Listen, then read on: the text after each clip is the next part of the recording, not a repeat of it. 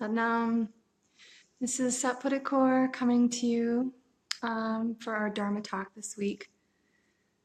Hostile territory and the self. And in large part, I'm reflecting on what my move here to Texas has brought up as a mirror within myself. So when I decided to move home to Texas, where I grew up, there was a lot of ambivalence, of course.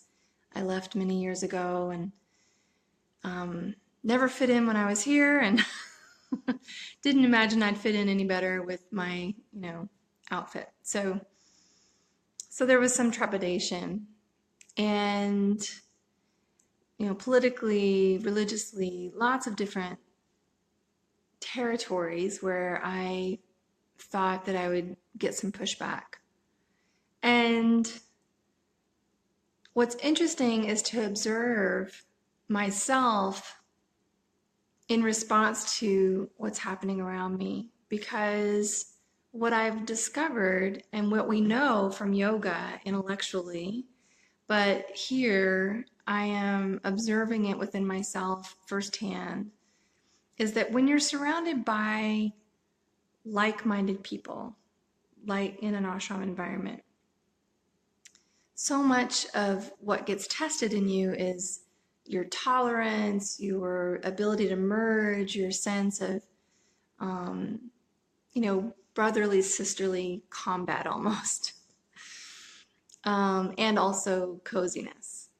What happens when you are the other, quote unquote, is that I'm having to check my own internal frequency and recognize that what I see outside of myself is simply a direct reflection of myself. Now, it always was, but when the contrast is so great, it shows you so much more clearly, or that's been my experience. I see myself so much more clearly here in the reflection, because what I put out absolutely gets returned to me. So the hostile territory is not outside of me. It's my own thinking, it's my own attitude, it's my own way of relating to everything that's going on around me. And so when we think about our relationship to ourself, for so many of us, for years and years for myself, my own psyche was hostile territory. My own negativity was hostile toward myself, toward my soul. And so if you're watching this and you're still in that place where your own coziness with yourself and compassion for yourself and forgiveness for yourself is hostile territory, take a break and relax and look into the mirror. A wonderful exercise that really worked for me and made a profound difference in how my sort of itty-bitty shitty committee spoke to me, my hostile territory of my own mind. And this is an exercise Yogi Bhajan gave to women in particular, but I think it would work with most anyone, is you look into a mirror and you talk to yourself for 11 minutes a day, like a Kriya. And you observe how you think. You observe your tone toward yourself. You observe all this stuff by putting it outside of us. Because so much of the time, we don't even recognize how hostile we are toward ourselves or others, because we're in this subconscious bubble that's so pushed down, it's so deep, we don't even hear it anymore. And so making it conscious so that we can see it is the beginning of very deep and profound change, and making that hostile territory of the self into a sweet, sweet jewel of home and coziness.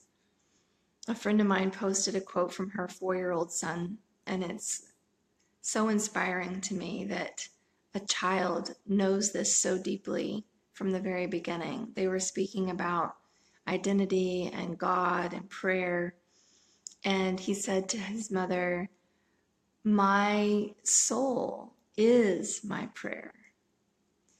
And for someone like me, who the idea of prayer and the idea of God has been hostile territory for a very long time, it was so refreshing and so simple to know the reality that coming into being, manifesting in this planet, our soul's purpose and call is its own prayer. And it's already written, and all we have to do is keep breathing and keep showing up for ourselves with self-compassion and keep being willing to witness what we put out and what comes back. Because coming to Texas has been such a revealing reflection of my own mind and of my own expectations and also my own identity as a yogi.